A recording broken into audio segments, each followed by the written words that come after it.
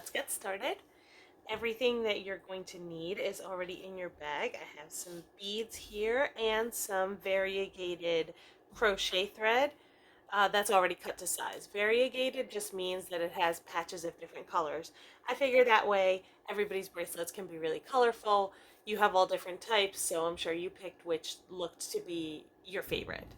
So, like I said, it is already cut to size, but if you're doing this just on your own without the take and make, I cut these to 36 inches each. So both of these threads are 36 inches, and what we're going to do is we're going to take them, put them together like this, and just fold them in half so that you now have 4 strands, and it's going to be about 18 inches altogether. So at the top where you have the loop, you're going to want to kind of put your finger in it and tie a knot.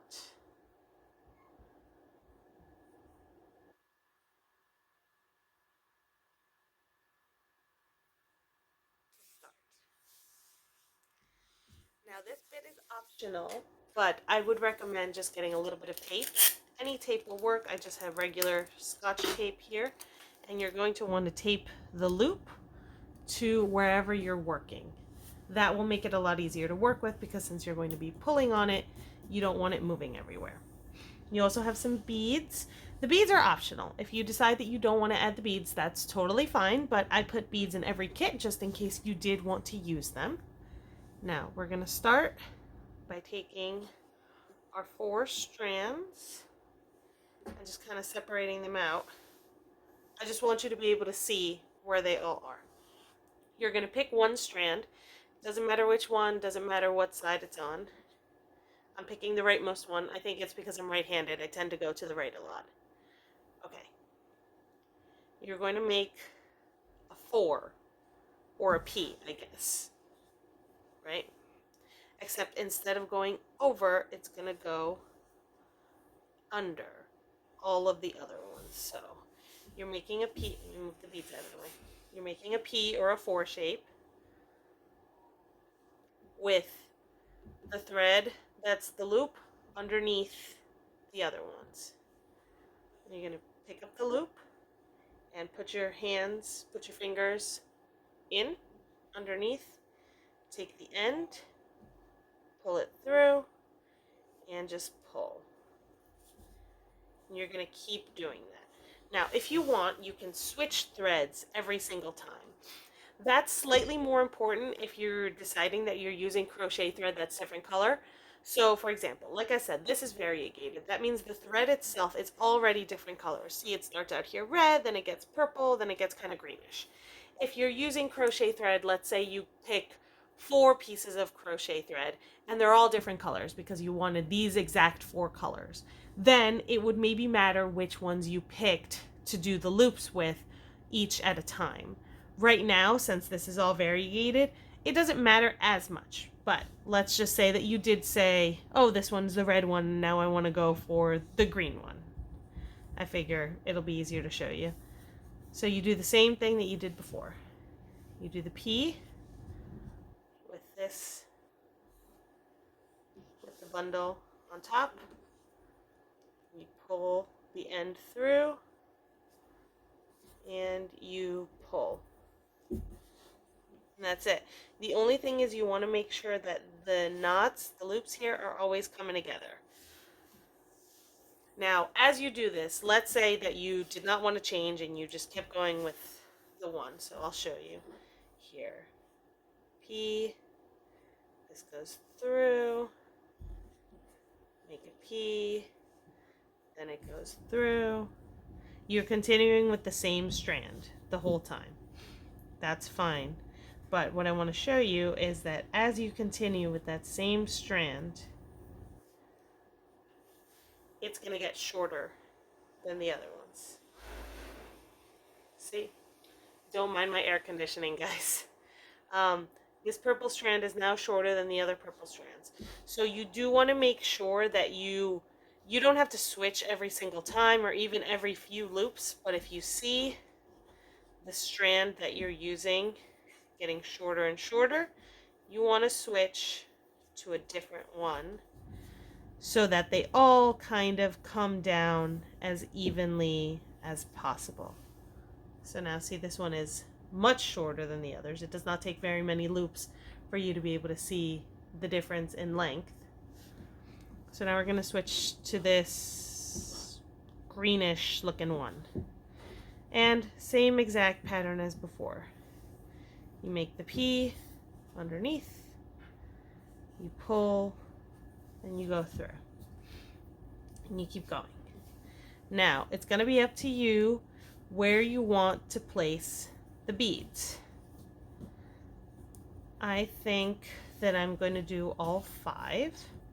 So I think maybe I'll start placing my bead now, because why not? So, to place the bead, you take the one that you're going to loop, the one that you're going to make the P shape with, right? So, still working with this kind of bluey one. You're going to go through the bead. We're using thin thread because the beads also have a very small hole to insert the thread through. So you're just going to push it through carefully.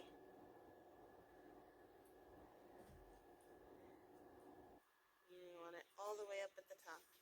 And then you're going to do the exact same thing you've been doing. You make the P and you pull it through.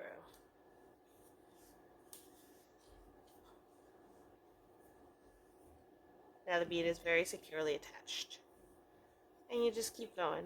After a while, you get used to doing it, and you might do like how I'm doing, where you just hold the whole bundle in one hand and you hold the one that you're looping with the other. So I'm just holding the bundle, using this, and then hooking my finger around this way to pull.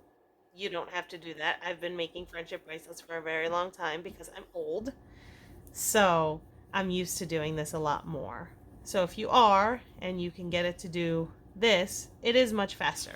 But if you're just starting out, you're probably going to have to do it the regular way, which is totally fine. So I'm going to switch colors again because it's getting short. So what I usually do when I'm picking which I'm going to do next is I usually end up picking the longest one.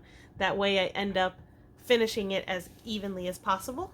So this green one, or this greenish one, is the longest one, so that's the one I'm going to go with.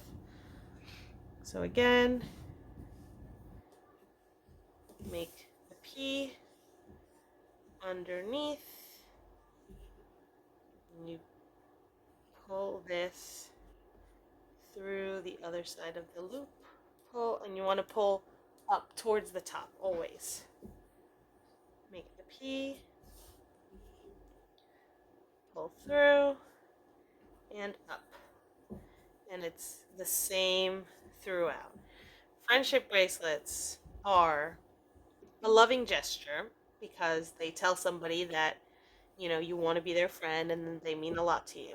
But if you make it, it's also a labor of love because you are putting time, energy, and effort into making something for someone else. So I think it is a good gift for a friend because it shows them that they mean something to you. And it doesn't just have to be like a friend from school. It could be a friend like a friend family member, a friend sibling, a friend parent. Like all these people are your friends because people can be friends and family. So I'm switching sides again. This yellowy one is the longest one. So we're going to do that again.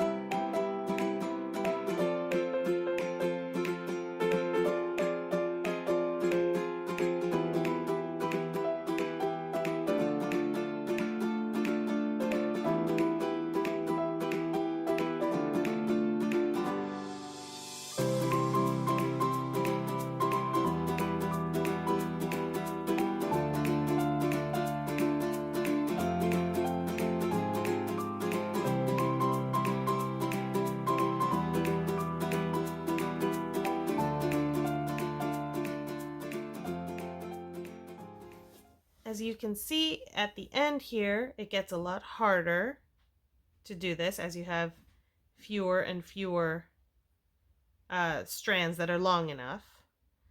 But that's fine because by this point, the bracelet should be long enough for whoever you want to give it to.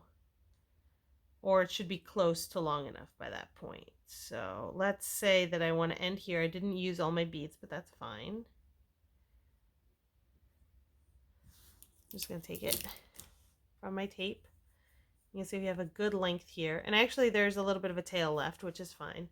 Like I said, this is a friendship bracelet, but I'm just going to put it on myself because I'm the only one who's here right now. But if you do want to give it to someone, obviously you could put it on them, no problem. So it's hard to put on yourself, but I'll try to show you here. Basically what you're going to want to do is take your loop that you left. Hopefully you left a nice sized loop. And you push through whatever little tail you have. You know what? Nope, too hard I think to put on myself, but it's fine. We're going to put this on, let's say, someone else.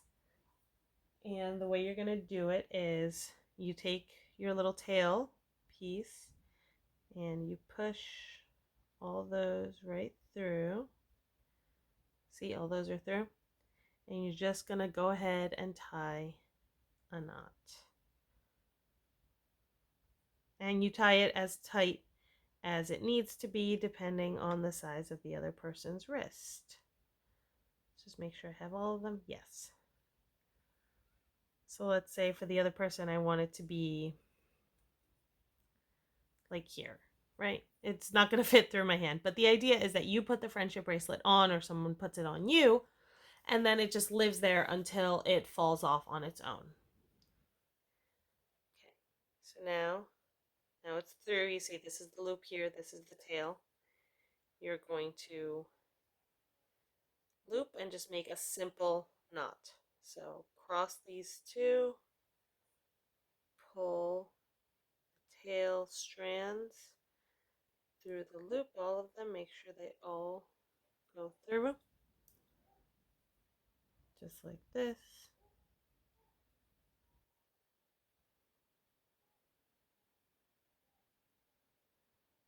Okay, that's one.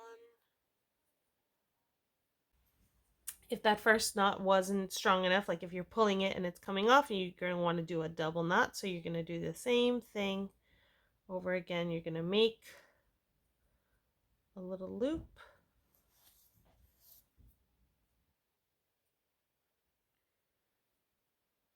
And you're going to carefully, it helps to maybe kind of twist them together. Push all your tail ends through and pull.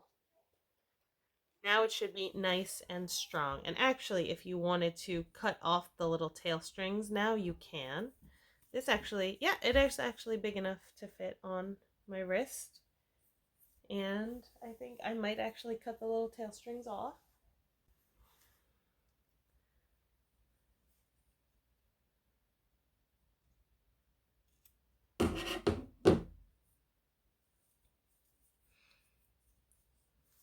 And there you have it. A simple but cool and colorful friendship bracelet that you can make at home.